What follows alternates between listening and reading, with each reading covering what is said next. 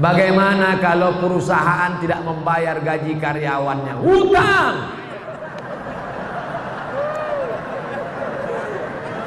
Kalau aku berutang pada satu orang saudaraku, nanti ku cari engkau di padang mahsyar, insya Allah jumpa kita.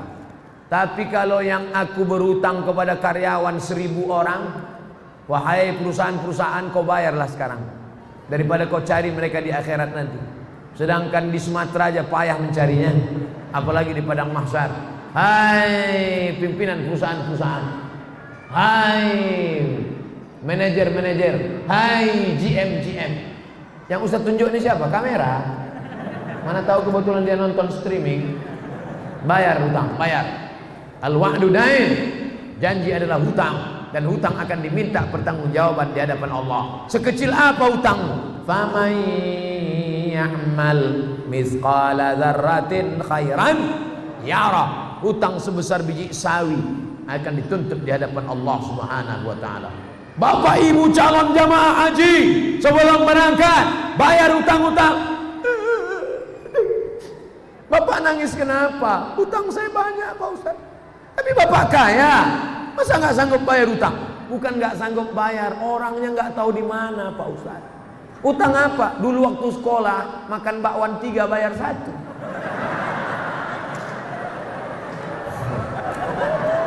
Waspadalah. Bayar. Saya mengamalkan surat Al-Kahfi setiap malam Jumat. Bagaimana hukumnya? Man qara'a surat Al-Kahfi yaumal Jum'ah. Siapa yang baca surat Al-Kahfi malam Jumat, pagi Jumat, sore Jumat, siang Jumat, dari mulai habis maghrib, sore Kamis, malam Jumat, sampai habis asar, sampai menjelang maghrib hari Jumat, baca surat Al-Kahfi. Allah lahu min nur. Dia dapat cahaya. Dengan cahaya itu dia bisa membedakan mana hak, mana hoax. Mana hak, mana hoax, mana hoax, mana hak. Kita malam ini bisa membedakan mana orang, mana tiang, mana orang gara-gara apa? Gara-gara cahaya, bukan gara-gara mata. Coba matikan lampu semua, buka mata lebar-lebar. Bisa melihat. Kita bisa melihat bukan karena mata, tapi karena cahaya. Makanya ada orang buta tapi hafal Quran. Kenapa? Matanya tertutup tapi hatinya terang. Nur cahaya. Alhamdulillah Pak Ustaz, saya sudah dapat. Bapak dapat? Iya. Kenapa? Nama bini saya Nur Cahaya. Maka siapa yang mendapatkan nur? Orang yang membaca surat Al-Kahfi hari Jumat, malam Jumat. Yang sudah mengamalkan, terus hadisnya sahih. Baik, yang belum mengamalkan, segera amalkan. Mudah-mudahan umurnya sampai hari Jumat. Saya mengamalkan bacaan Ya Razzaq urzuqnil baqi' ba'dal fana di setiap habis sunat fajar. Bagaimana hukumnya Pak Ustaz? Ya Razzaq, wahai engkau yang memberikan rezeki, urzuqnil baqa' ba'dal fana, berikan aku kekekalan setelah binasa. Setelah tanganku binasa dimakan cacing tanah, setelah mataku binasa dimakan ulat, berikan aku kekal abadi. Setelah, apakah doa ini salah? Tidak salah. Silakan amalkan. Ya Razzaq, wahai engkau yang memberi rezeki, wahai engkau yang memberi rezeki, urzuqnil baqa' ba'dal fana, berikanlah aku kekal setelah binasa. Binasa dunia tapi aku tidak binasa. Selama doa itu tidak salah menurut akidah, maka tidak salah diamalkan. Tapi kalau diajarkan doa, wahai penjaga laut, penjaga sungai, penjaga pohon kayu, datanglah, datang. Itu doa manggil hantu. Nanti pas setelah itu hantunya datang, what can I do for you? Syukron kasiran Ustaz, afwan. Kalau ada orang menyebut syukran, terima kasih, jawabannya afwan. Menurut Ustaz, jamaah tabligh itu baik apa tak baik? Entah. Ada orang kampung saya punya meja biliar bola sodok. musik keras. Pergi saya ke Mesir kuliah.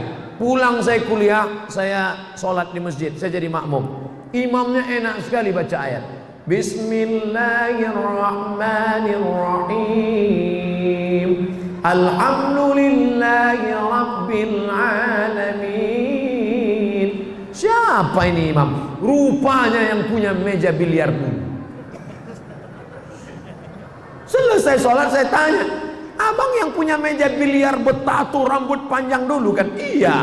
Kok bisa abang sekarang? Ada jamaah tabligh datang ke meja biliar. Selama ini ustadz cuma di masjid saja. Ustadz tidak pernah mengajar kami sholat. Jamaah tabligh datang, kami marah-marah. Jamaah tabligh, pergi keluar, nanti ku pukul kepala.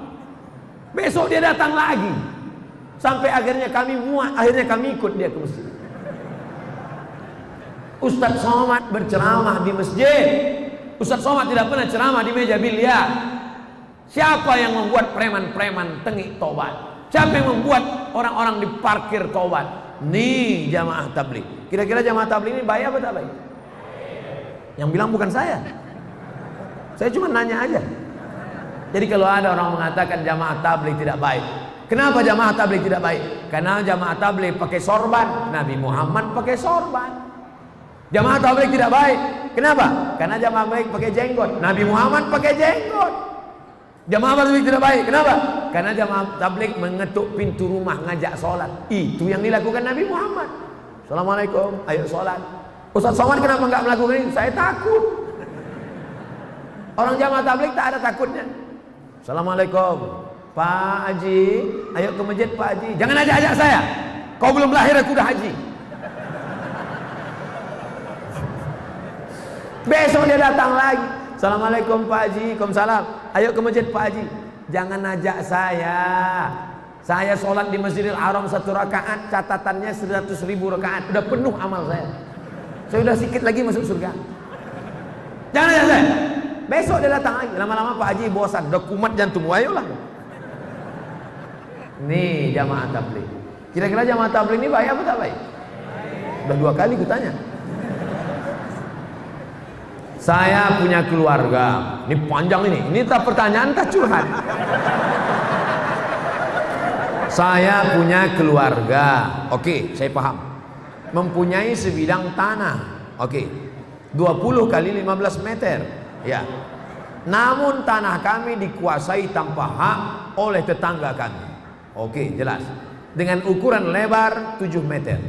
Pertanyaan saya, apakah orang yang mengambil hak tanah kami berdosa hingga akhirat? Qaidah sibrin, sejengkal kau ambil, quyida, dililitkan ke lehermu 7 aradin, 7 lapis. Sejengkal kau ambil 7 lapis tanah di lehermu. Apalagi 7 meter? Apakah keluarga anak menantu turut berdosa karena mengetahui bahwa orang tuanya telah mengambil? Ya. Yang tak tahu malam ini ku beritahu. Yang pura-pura tak tahu, tak mau tahu, aku kasih tahu.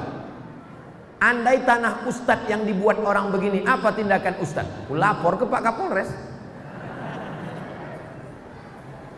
Ada orang ngejek-ngejek saya. Ngejek-ngejek saya di internet, foto saya di model-modelnya. Disangkanya saya Ustadz Somad itu baik, maafkan. Enggak. Ustadz, ini ada orang ngejek Ustadz. Kita BAP ke Polda. Berapa tahun? 4 tahun. Tenggelam kan? Kan macam-macam. Apa gunanya di sebelah kanan Pak Kapolres, di sebelah kiri Pak Dandim, ya kan? Kita jalan sama Pak Wakil Gubernur, ada Pak Bupati. Inilah masanya. Main kan?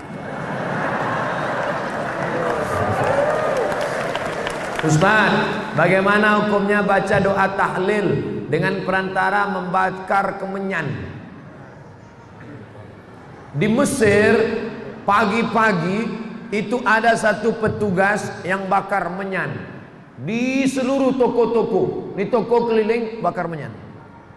Keliling. Saya waktu pertama sampai di Mesir, wah, nampaknya orang Mesir manggil setan juga. Setelah lama-lama di Makkah, saya lihat menyan itu berbungkal-bungkal. Rupanya menyan itu bukan mau manggil setan, tapi untuk pengharum ruangan.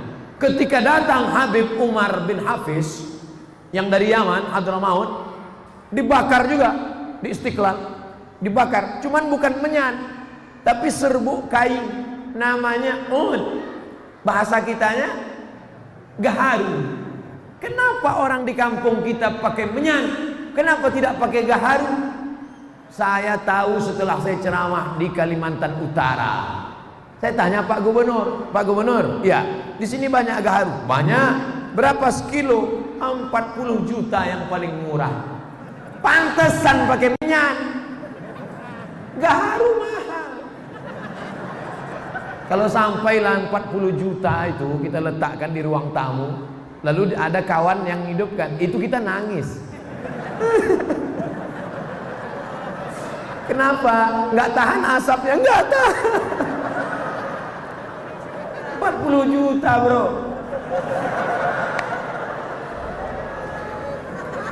Jadi kalau di majelis Habib, majelis maulid, sebelum doa baca itu untuk mengharum ruangan. Karena dengan harumnya ruangan, malaikat-malaikat suka. Tapi kalau di ruangan itu bau busuk, man akala basolan, siapa yang makan bawang merah, makan bawang putih, malaikat tidak mau masuk. Kenapa? Malaikat tak tahan mencium. Malaikat, apalagi jengkol sama petai. Tapi kalau gosok gigi dulu boleh. Jadi kalau ada orang membakar menyan, membakar gaharu, tujuannya untuk mengharumkan ruangan, tidak apa-apa. Tapi kalau dianggapnya asap inilah yang membawa ke alam, apalah, nah ini tak betul, berarti keyakinannya tidak benar. Jadi kalau ada yang tidak orang bakar, tanya dulu, ini bakar untuk apa? Untuk mengharum ruangan. Dengan harumnya ini, kan harum gak perlu lagi. Masjid kita ada pakai pengharum ruangan. Sekarang ada orang pakai harum, itu pakai bahan kimia. Ada bahan kimia, kita hirup masuk ke dalam, itulah yang menjadi cancer. Tulisannya CANCER, cancer. Orang kita payah bilang cancer, kenapa? Kanker.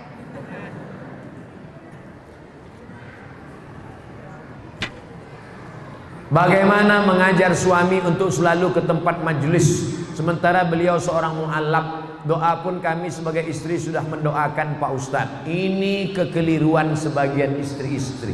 Hai istri-istri, kalian banyak keliru menghadapi suami. Setelah kalian ngaji, lalu setelah itu kalian pulang ke rumah, suami kalian ceramah.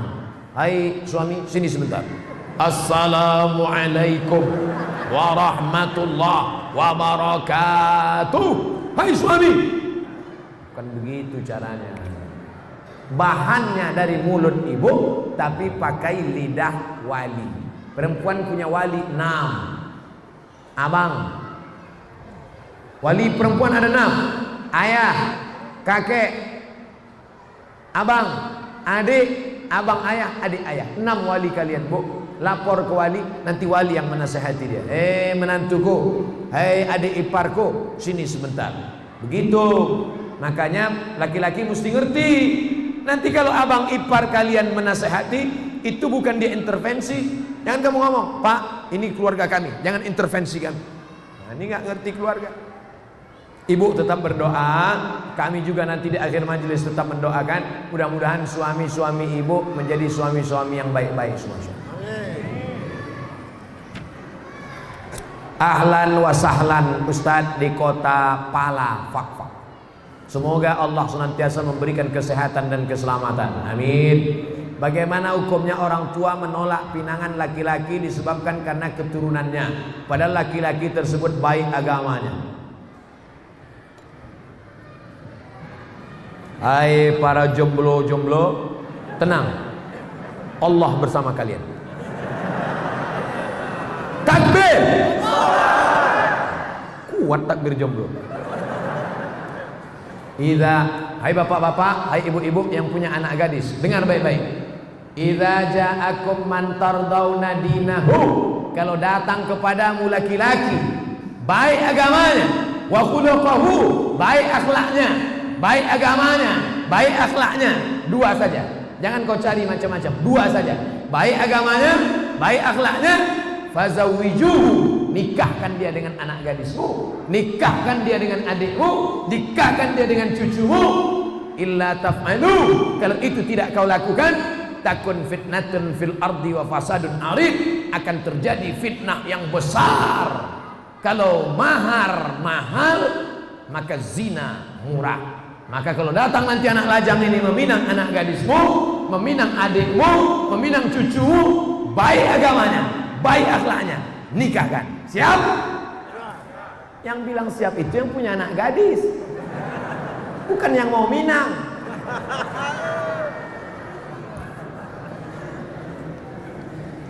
Bu, Pak, kalau kalian cari menantu kaya, nanti dia miskin, kalian jadi benci.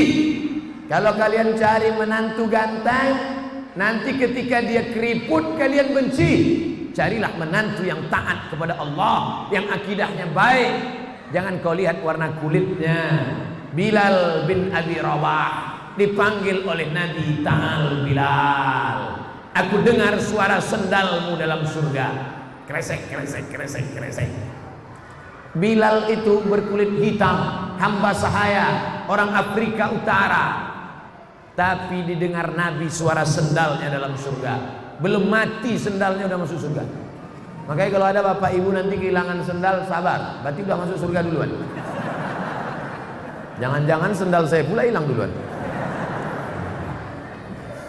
Jangan kau lihat lagi suku. Ini masih banyak orang tidak mau menerima hanya gara-gara suku la ilaha illallah. Saya sebagai orang Jawa enggak mau kalau anak gadis saya nikah sama orang Batak. Kenapa, Pak? Derajat terlalu jatuh. Masa dari emas jadi tulang? Ini orang. Kalau orang kerja di bank konvensional, gajinya riba atau tidak riba, Pak Ustaz?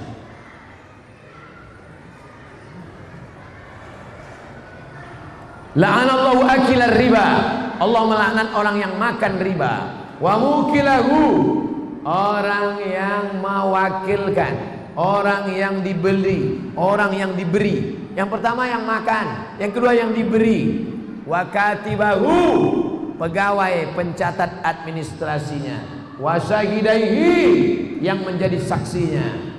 Kulluhum sawa, keempat-empatnya makan riba.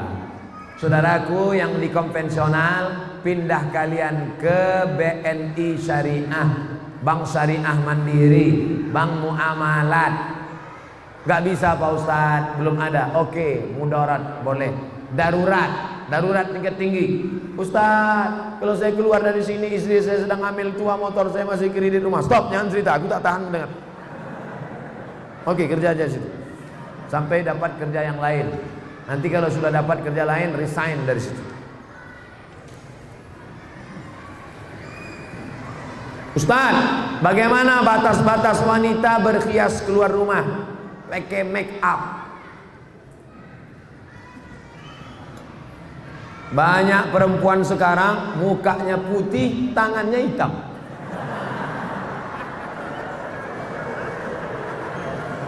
Kau cantik bukan karena bedakmu, kau cantik bukan karena sedomu, kau cantik bukan karena bulu mata alismu, tapi kau cantik karena bekas wudhu tahajudmu, kau cantik karena bekas cahaya baca Quranmu.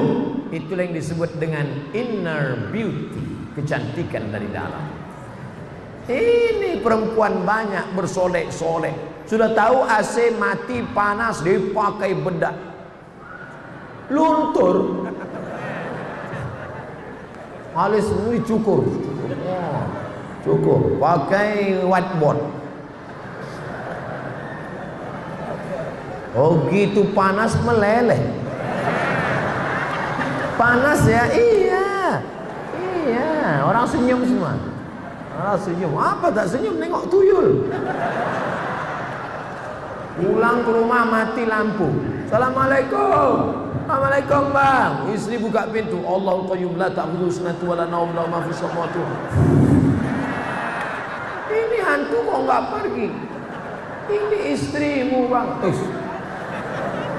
Jangan bersolek-solek jahiliyah. Ustaz, saya ini mukanya pucat. Muka saya pucat Pak Ustaz. Nanti kalau saya nggak pakai bedak, orang nyangka saya sundel bolong. Pakai natural, sekedar warna kulit boleh. Pakai minyak wangi menghilangkan bau ketiak, bau bawang boleh. Tapi kalau sampai bau parfum dipakai di luar, imam hilang konsentrasi. Wala na'budu ma'abattum wala antum 'abiduna wala na'budu ma'abattum sampai hilang lakum dinukum waliyani. Yang biasa sekedar menghilangkan bau ketiak boleh. Itu namanya natural. Bagaimana konsep pendidikan anak dalam Islam? Sejak dalam kandungan hingga jadi anak soleh, hafiz Quran 30 juz. Ada orang mengatakan mendidik anak itu sejak SD. Sejak SD baru bisa dididik. Ada lagi yang mengatakan mendidik anak sejak pandai berjalan. Tapi yang paling tua pendapat, mendidik anak adalah sejak mencarikan ibunya. Aminah ibunya, maka lahirlah anaknya Al-Amin. Al-Amin akan lahir dari Aminah. Tapi jangan gara-gara ini nanti bapak pulang ngomong sama istrinya, gara-gara kau tidak Aminah maka anak kita tidak Al-Amin. Yang kalian yang lajang-lajang, yang belum menikah, mudah-mudahan ditemukan dengan Aminah. Yang ngomong amin yang belum nikah. Ini anak udah 2, amin. Gak tahu dia istrinya nengok dari atas. Awas. Bapak Ibu yang dimuliakan Allah, cari istri solehah. Dia nanti akan mendidik anak-anak kita. Kita pergi petang, pergi pagi, pulang petang, peras keringat, banting tulang. Kita pergi pagi, anak belum bangun tidur. Kita pulang malam, anak sudah tidur. Kita jarang pulang, nama Toib. Siapa yang mendidik anak-anak kita? Nih mereka. Didik istri solehah. Istri solehah saat mengandung anak dibacakannya Al-Quran. Bismillahirrahmanirrahim. Amma yatasaalun 'anil naba'il 'azim alladzi hum fihi mukhtalifun kalla saya'lamun. Masya Allah, 3 kali ganti. Macam penerbangan juga.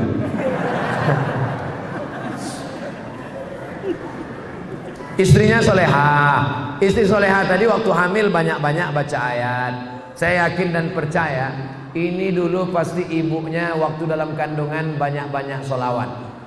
Pasti anak-anak ini yang datang mendengar pengajian ini, pasti ibunya waktu hamil dulu baca ayat. Karena kalau dia tak baca ayat, pasti anaknya lompat-lompat. Karena emaknya nyanyi kucing garong tiong racun. Bapak Ibu yang dimuliakan Allah. Setelah itu anak tadi disusukan. Sekarang banyak anak-anak meluk kaleng. Susu sama kaleng. Susukan sama ibunya. Setelah itu kemudian dimasukkan sekolah agama. Bawa pengajian. Kemarin saya pergi ke hotel. Kebetulan di hotel itu tinggal anak MTQ dari Kabupaten Bengkalis, Riau. Umur 8 tahun, hafal Quran 30 juz. 8 tahun, cari di internet. Namanya An-Nisa Zahra dari Riau. Saya tanya kakeknya, "Kek, ini gimana dia bisa hafal Quran umur 8 tahun?" Sejak kecil di kamarnya non-stop 24 jam MP3 Al-Quran. Jadi Bapak Ibu nanti pulang dari sini, lagu-lagu dangdut, Cinta Satu Malam, Kabi Kaci Kabigam, Coach Kotahe, campakkan ke laut. Jangan rusak laut, nanti dimakan ikan hiu pula, bakar. Alhamdulillah Pak Ustaz, semua CD-CD lagu dangdut udah saya sodakohkan. Jangan, mengalir dosanya. Balik dari sini, lagu-lagu dangdut bakar, robah dengan MP3 Al-Quran. Bagaimana jika niat pakai cadar tapi dilarang orang tua karena takut lulus kuliah tak dapat kerja? Yang nyuruh pakai cadar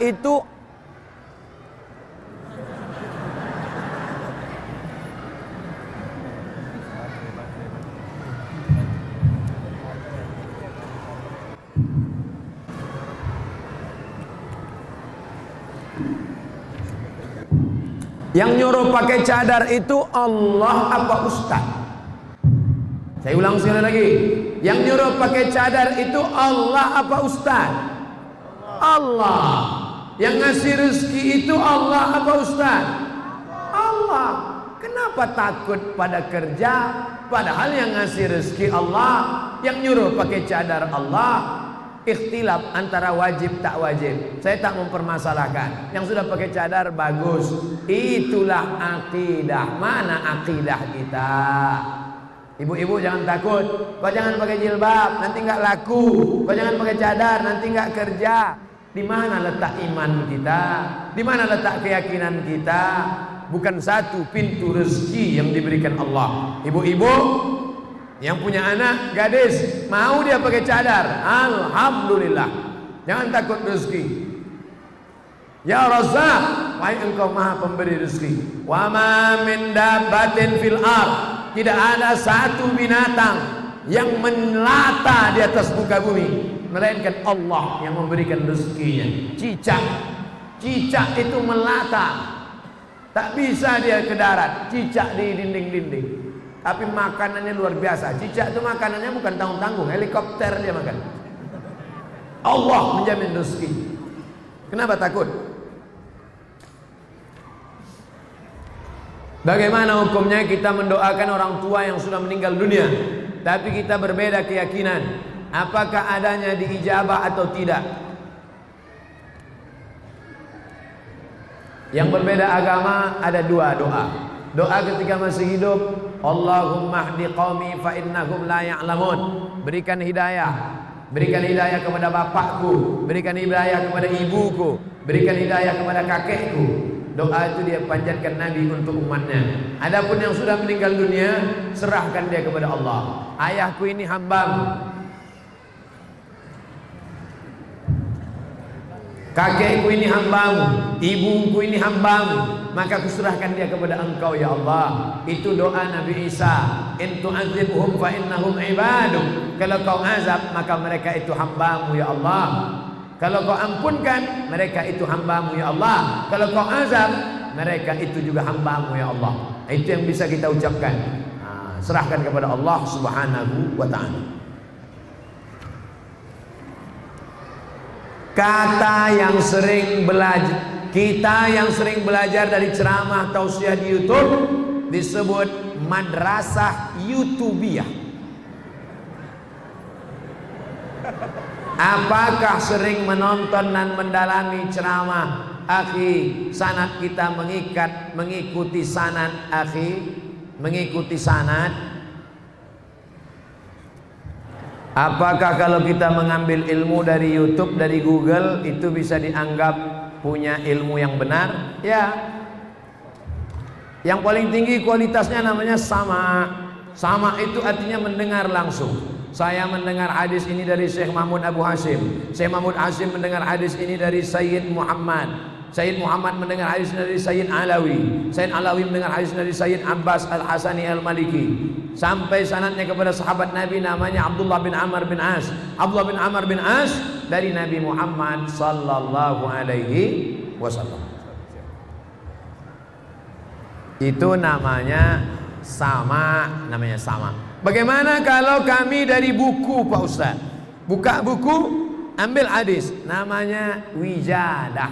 Wijadah namanya. Tetap diakui, cuman kualitasnya bawah. Begitu juga dengan mendengar tidak langsung dari tape recorder, dari MP3, maka itu bisa juga. Yang penting ustadznya ada. Ada ustadznya di alam nyata. Bapak Ibu yang selama ini mendengar saya di YouTube, kira-kira Ustadz Somad itu ada tak di alam nyata? Inilah makanya malam ini dia datang mau nengok. Ada rupanya. Nah, jadi yang penting ustadznya ada. Bapak Ibu belajar dari Habib Rizik Syihab. Habib Rizik itu ada atau tak ada? Ada. Maka boleh belajar dari Ustadz Adi Hidayat. Ustadz Adi Hidayat ada. Yang tak boleh itu dari Ustadz Upin Ipin. Nah, itu tak ada. Selama orangnya ada, kajinya benar, akidahnya Ahlussunnah wal Jamaah, maka boleh, tak masalah. Ajaztum jami'a marwiyati wa muallafati wa muhadarati. Saya ijazahkan semua MP3, semua video YouTube, semua buku-buku, 37 masalah populer, 99 tanya jawab salat, 30 fatwa seputar Ramadan. Saya ijazahkan semua riwayat-riwayat ilmu yang saya sampaikan kepada ini, semua yang hadir di majelis Masjid Agung malam ini. Jawabnya qabiltu, aku terima. Saya pernah melihat orang mau dikubur, sebelum ditutup kuburannya diazankan. Allahu Akbar, Allahu Akbar. Jenazah mau masuk. Apa dalilnya? Qiyas. Quran, hadis, ijma', qiyas. Tak ada ayat Quran, hai orang beriman kalau mati azankanlah. Tak ada. Tak ada hadis Nabi, hai orang beriman kalau mati azankanlah. Tak ada. Tak ada ijma' ulama. Tapi qiyas ada. Mana qiyasnya? Lahirnya diazankan, maka matinya pun di sebahagian mazhab Syafi'i. Kalau ada yang buat jangan salahkan. Kalau tidak dibuat tidak apa-apa. Dia tidak macam sholat. Kalau sholat wajib, kalau tidak dibuat haram. Ada dalam hadis, ada dalam Quran, ada dalam ijma'. Kalau mengazankan jenazah ini qiyas. Sebagian mazhab mau dibuat silakan, tidak dibuat tidak ada apa-apa. Jangan berkelahi gara-gara ini. Orang tua saya beliau taat beribadah. Namun di samping itu dia punya ilmu-ilmu yang dapat dari nenek kami. Katanya nenek kami bisa mengetahui masa depan. Sering didatangi meminta keberuntungan. Cara mendapatkan ilmu itu dengan bawa pengorbanan uang dan ayam. Ayam goreng apa ayam hidup? Dengan mengamalkan ilmu itu terbebas dari bahaya. Dan yang anehnya Ustadz, perantara berdoa yaitu makhluk yang disebut amin. Apakah ilmu? Ini ilmu nenek moyang zaman dulu biasanya berteman dengan jin. Dulu jin itu berteman dengan nenek kita. Setelah nenek kita meninggal, dia datang ke bapak kita. Setelah bapak kita meninggal, dia mau datang ke saya. Ketika kita sedang berzikir, tiba-tiba dia datang. Hai Abdul Somad, aku adalah kawan nenekmu dulu. Apakah boleh kita berteman? Tidak. Temanku sudah banyak di Fakfak. Jangan berteman dengan jin. Buka surat Al-Jin juz 29. Fariqum minal insi, ada sebagian manusia ya'udzuuna birijalin minal jinni, mereka minta kepada jin, fazaduhum rahaqa, maka rusak akidah mereka. Akidah, jangan berteman dengan jin, putuskan hubungan dengan jin. Kertas terakhir, Bapak Ustadz yang kami hormati, sesuai sabda Rasulullah bersabda, barang siapa sholat atas jenazah sampai 3 shaf, maka si mayit masuk surga. Imam Tirmizi. Yang dipertanyakan, jika seorang dalam hidupnya setiap hari kegiatan rutinnya mabuk, judi, mencuri, merampok, dan selalu buat onar sehari-hari, lalu kemudian dibuat 3 shaf, apakah dia masuk surga? Dia masuk surga. Hadis yang lain lebih ringan daripada ini. Man qala la ilaha illallah dakhalal jannah. Siapa yang mengucapkan la ilaha illallah Muhammad Rasulullah masuk surga. Cuman masuknya kapan? Dia berjudi, dia obok-obok dulu di neraka. Dia berzina, dia obok-obok dulu di neraka. Nanti ujung-ujungnya masuk surga. Hadis model seperti ini namanya hadis targhib wa tarhib, memberi motivasi supaya kita rajin melaksanakan sholat jenazah, supaya rajin la ilaha illallah. Kita mau bersihkan dari narkoba, bersihkan dari zalim, supaya kita masuk surga tapi tidak singgah di neraka. Allahumma ajirna minan nar, Allahumma ajirna minan nar, Allahumma ajirna minan nar, wa qina azabannar. Amin ya rabbal alamin. Jam 21.59, jam 10.22 genap 2 jam kita bersama, kurang 20 menit lagi. Berarti kita sudah bersama 2 jam kurang 20 menit. Sejam setengah lah itu Pak Ustaz, terserahlah. Yang penting kebersamaan kita malam ini mudah-mudahan bernilai amal soleh. Ala hazihin niyah wa kulli niyatin salihah. Al-Fatihah. A'udzu billahi minasyaitonir rajim. Bismillahirrahmanirrahim. Alhamdulillahirabbil alamin. Arrahmanir rahim. Maliki yaumiddin. Iyyaka na'budu wa iyyaka nasta'in. Ihdinas shiratal mustaqim. Shiratal ladzina an'amta 'alaihim ghairil maghdubi 'alaihim waladdallin. Amin. Allahumma inna nas'aluka salamatan fid din. Selamatkan akidah kami dan anak keluarga kami ya Allah. Wa afiatan fil jasad. Sehatkan badan kami.